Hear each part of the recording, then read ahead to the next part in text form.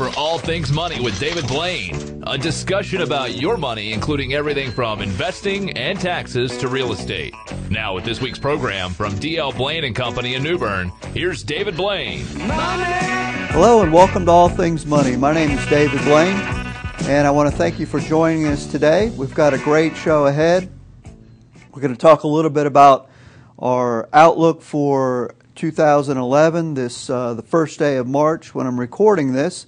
And we did a big series on the outlook for 2011. I just wanted to recap that for you today, as well as update anything that's changed. The first 2 months of the year have been quite interesting, very positive for the markets. Some extreme events happening in the Middle East, in Egypt and Libya. And so we'll want to update you on that. Our email and phone number, contact information.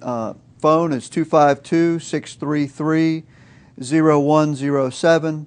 Our email, allthingsmoney@dlblain.com.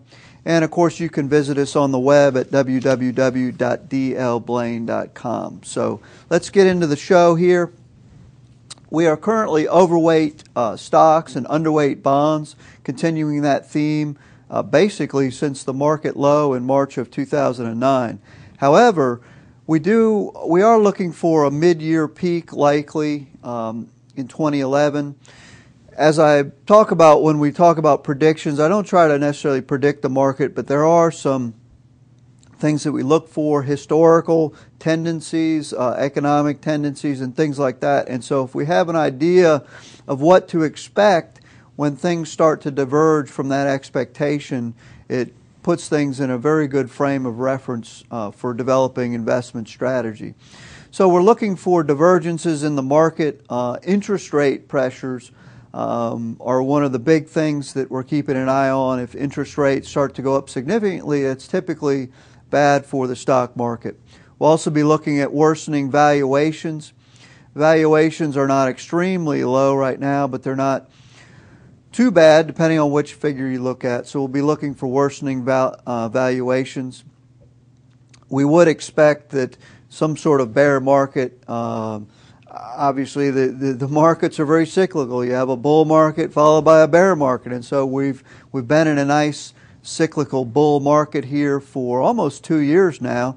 So any prudent investor should be watching out for the next cyclical bear market. Now, depending on your temperament and your time horizon and your strategy, that may not mean you do anything. But for a lot of people, they don't like suffering through bear markets, and so they would rather try to avoid them if possible. We think that some of the secular trends in emerging markets gradually taking market share from the developed economies will continue. We also think that the Western developed markets, and actually Japan too, are continuing in their secular bear market. Of course, we pay attention to what is actually happening, and so we'll be letting our indicators and models drive our decisions as we go throughout the year. So let's expand on those a little bit. We think that the global expansion will persist, but will be moderating later in the year. Very fascinating if you look at some of the economic composite leading indicators from around the world, the CLIs.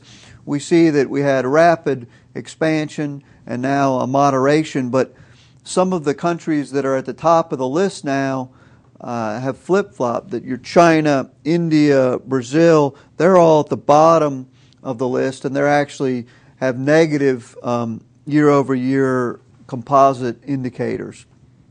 Up at the top of the list, we have countries such as Russia. Germany is number 3 out of the 42 countries that we look at here. Hungary, Austria, Belgium, Sweden, Japan. The United States actually is currently ranking above most of those emerging markets, and so we're overweighting the U.S. market right now. We think that a risk of 08, 09 is very low. That a scenario where we have minus 50, 55% is very low. If you look at the volatility index of, say, the S&P 500, that measures the up and down, the violence at which you swing positive and negative has moderated significantly. In fact, we're slightly below the average since 1928 currently. At every decline in the market, you'll notice that volatility spikes up. That's just one of the sort of anomalies of the market, is that high volatility is typically associated with periods of downturn, and that on the upside things are typically more calm and sort of a steady march upward. We also look at the equity risk premium, which is the bond yield, BAA bond yield minus the long-term treasury yield, and once again that has moderated significantly. So we don't think a rerun of 08, 09 is a very likely possibility, although it is possible. We just don't think it's very likely. We think that 2011 will be more normal. We look at the standard deviation on the Dow, the daily return in the 2008, 2009, this daily standard deviation was above 2%. Today we see it's at 0.97%, much more right in line with the historical average since this data goes back to 1900. The same thing with number of 5% reversals in a year. That means that how often the market goes up by at least 5% and then declines by at least 5%. The average since 1900 is 6.8 times per year. Now that right there should tell you something, that stock market and investing is not a steady upward march. There's various ups and downs to the market. 6.8 times per year the market goes up by 5% and subsequently declines by 5%. We see that in 2008 that spiked up to almost 22 times you had these 5% reversals. Tremendous, tremendous volatility. That number in 2010 is more in line with the average. Having said that, we have not had a 5% reversal in something like 50 days or 123 days. We have not had a 5% reversal, and we have not had a 20% reversal in 494 days. And so if you look back historically in the S&P 500, these are very long periods of time without a reversal, and that's part of the reason it would not surprise us if we had a pretty decent reversal as we enter into the second half of 2011. It's just been, historically, right now has been an extremely long time without such a reversal. Well, we're coming up on a break here, get a few messages from our sponsors, and when we come back, we'll continue looking at some of the factors that we think will drive economics and the markets in 2011.